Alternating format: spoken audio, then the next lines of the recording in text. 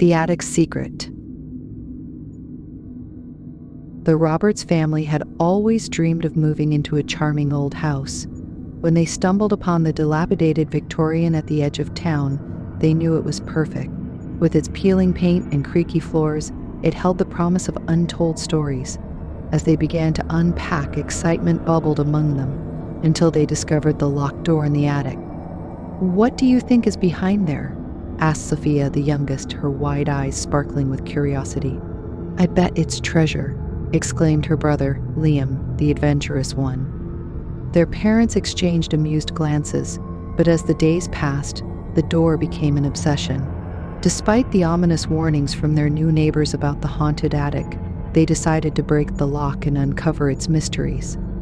One rainy afternoon, armed with tools and a desire to explore, they gathered in the attic. After several attempts, the lock finally gave way with a satisfying click. They pushed the door open, revealing a dimly lit room cloaked in dust and shadows. Inside, the air was thick with age, and the musty scent of forgotten memories surrounded them.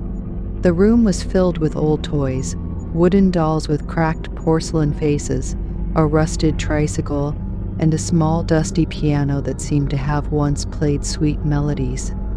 In the center of the room lay a weathered diary, its leather cover cracked and worn. Liam picked it up and opened it. The pages were yellowed and fragile, the ink faded but still legible. This was written by a girl named Clara. He read aloud, his voice echoing off the walls.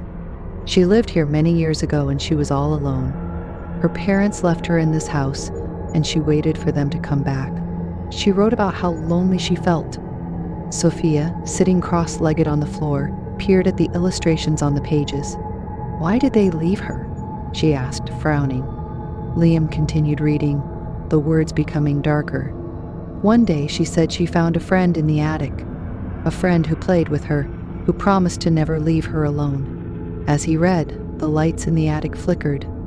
Sophia shivered, glancing nervously at her parents, who exchanged concerned looks. Liam turned a page, his eyes widening. It says her friend wasn't just a figment of her imagination. She could see him. He was a boy who had once lived here too. Suddenly, a burst of laughter erupted from the far corner of the room. The sound was joyful yet unsettling, echoing around them, sending chills racing down their spines. "Did you hear that?" Sophia squeaked, her voice shaking. "I don't like this. Maybe we should leave," their mother whispered, looking around the room nervously. But Liam was entranced, flipping through the diary, unaware of the atmosphere growing heavier around them. "Wait, there's more."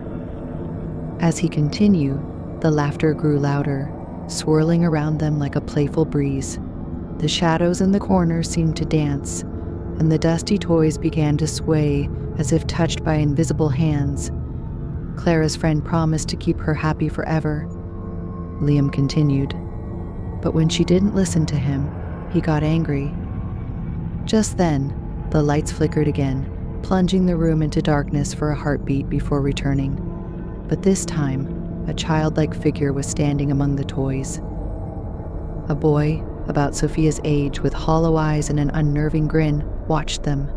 He wore tattered clothes, as if he had stepped out of a forgotten time, a blend of innocence and menace. Sophia gasped, clutching her brother's arm.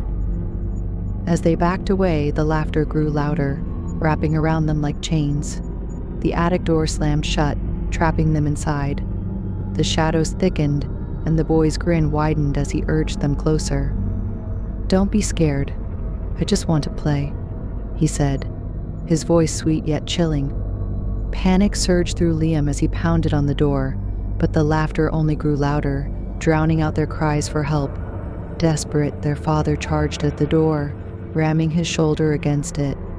With a groan of wood and metal, the door burst open, spilling light into the attic.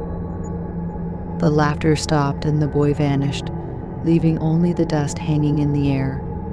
The toys lay still, eerily quiet, as if nothing had happened.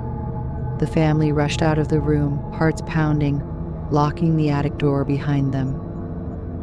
In the days that followed, they tried to forget what they had seen, But the atmosphere in the house never returned to normal. Shadows flickered in the corners of their eyes, and the laughter echoed softly at night, a constant reminder of the secrets hidden in the attic. And every now and then, Liam and Sophia could swear they hear a child, calling them to come back and play.